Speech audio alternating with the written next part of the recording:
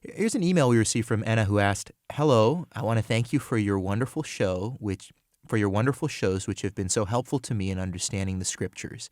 Could you explain what is meant in Leviticus 27:29? Did the Lord require human sacrifice?"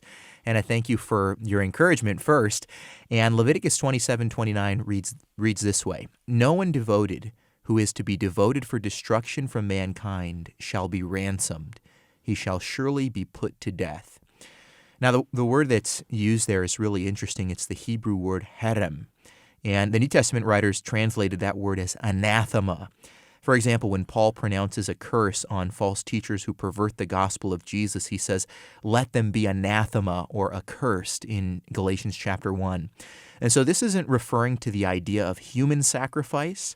In fact, God abhorred that idea altogether in the Old Testament because it was associated with pagan worship.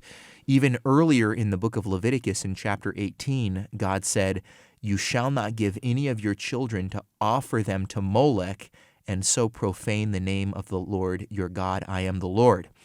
So rather, what we're seeing in Leviticus 27:29 is that when someone came under the ban, when they were under herem, or when they were anathema, God in the Old Testament pronounced them accursed. They were to be destroyed.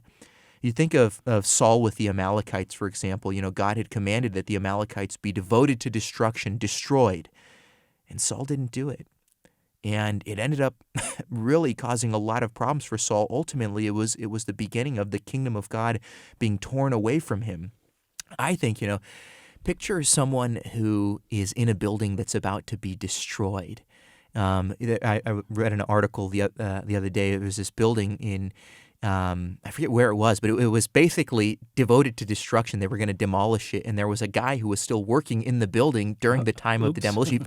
Fortunately, he escaped. But when something is devoted to destruction, it's God saying, "Okay, remove yourself from it. Get away, because the bombs are coming. This is not going to be good for you." And that's what was happening. That's what God told Saul to do with the Amalekites, and that's what we're seeing here in Leviticus chapter 27. Now, the shocking thing is that under the new covenant, in order to save sinners, we're told that Jesus became a curse.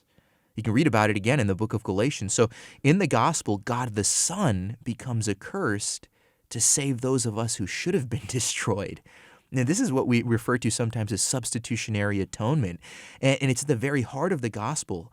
Leviticus 27 shows us how serious God takes sin. The wages of sin is death.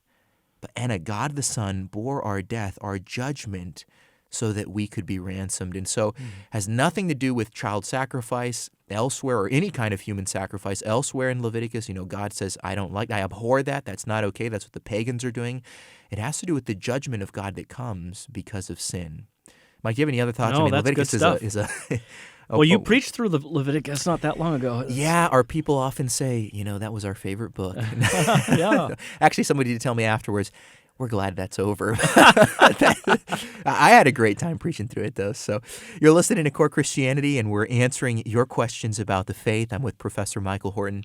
If you have a question, give us a call. The number is 1-833-843-2673. That's 1-833-THE-CORE, or email us at questions@corechristianity.com.